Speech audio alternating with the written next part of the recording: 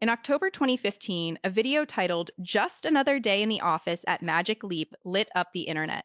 A whale breached the floor of a gymnasium, water splashing, before crashing back into an ocean that wasn't there. The clip ended with a tag shot directly through Magic Leap technology. It was a stunning promise of a cinematic augmented reality future. According to the Register, that future was a mirage. The video was not captured through any headset, it was a special effect, a marketing ploy to build buzz and attract investors.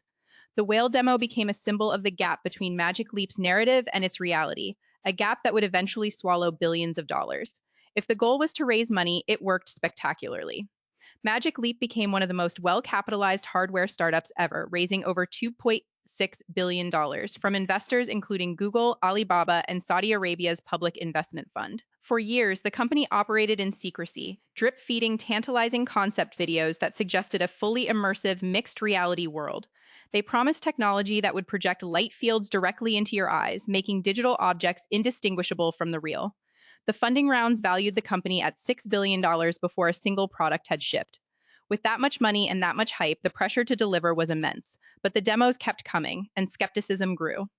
In December 2016, the Register revealed that the whale video and others were created by a special effects studio, not Magic Leap's hardware.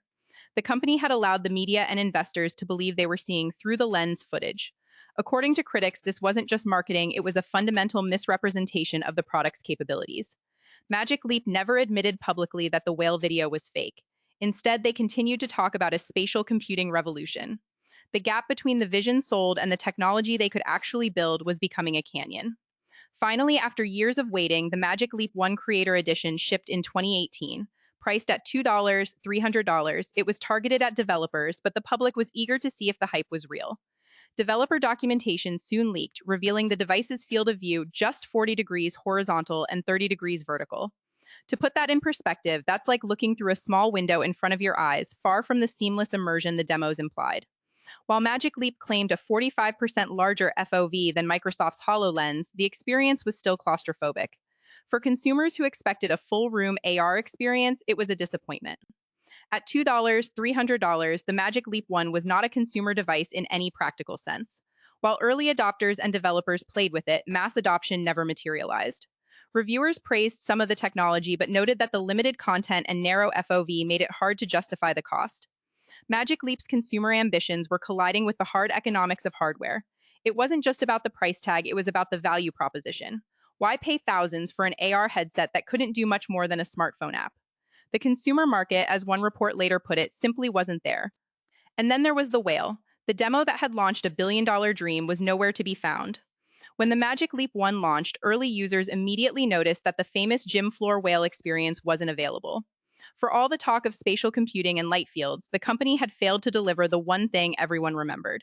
According to reports, this absence became a running joke among users, a symbol of unfulfilled promises.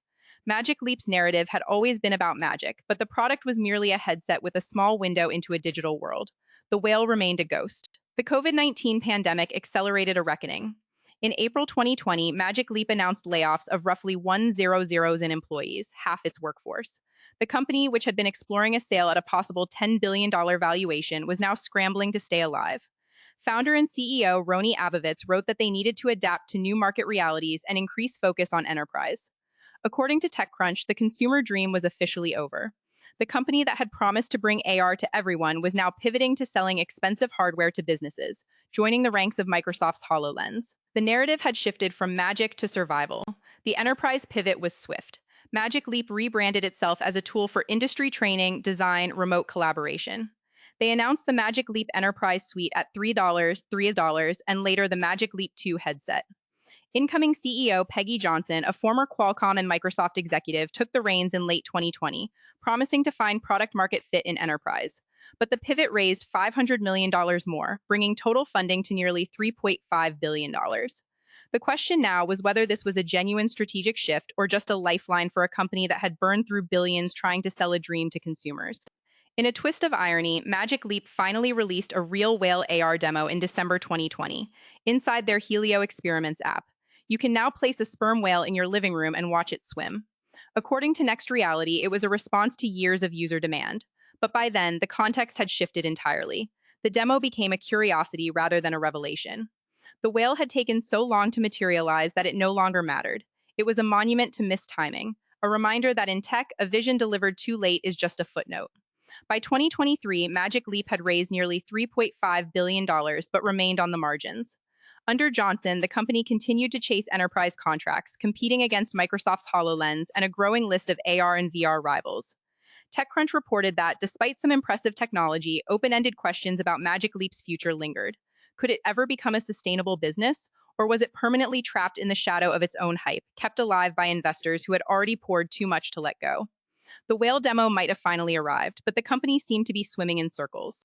While Magic Leap struggled, the augmented reality world didn't stand still. Apple and Google poured resources into AR on smartphones. Meta bet billions on the metaverse. Nreal and other startups launched lightweight AR glasses for consumers. The enterprise AR segment saw Microsoft's HoloLens find niches in manufacturing and healthcare. Magic Leap, once the most hyped name in the space, was now just one player among many. The $2 300 headset that couldn't deliver the whale had become a cautionary tale of overpromising. Magic Leap's story fits a familiar pattern in the product graveyard: a charismatic founder, a secretive culture, a revolutionary demo, and a product that can't match the dream. Investors, lured by the promise of a new computing platform, pile in billions. But when the hardware finally ships, the field of view is too narrow, the price is too high, and the apps are too few. The pivot to enterprise becomes a survival mechanism, not a strategy. According to reports, Magic Leap's failure wasn't a failure of technology, it was a failure of expectations management. The whale was never the product, it was a cinematic pre visualization of what might be, sold as what was. Magic Leap isn't dead yet, but its consumer dream is buried in the graveyard of overhyped tech. The company still exists, selling headsets to businesses, trying to carve out a niche. But the lesson for the rest of us is clear: when a demo is too good to be true, it probably isn't. The whale taught the tech world that wonder is not a product, and a special effect is not a business model. According to critics, Magic Leap's biggest innovation wasn't its light field display, it was its ability to raise billions on a narrative. In the end, the real magic trick was making investors believe.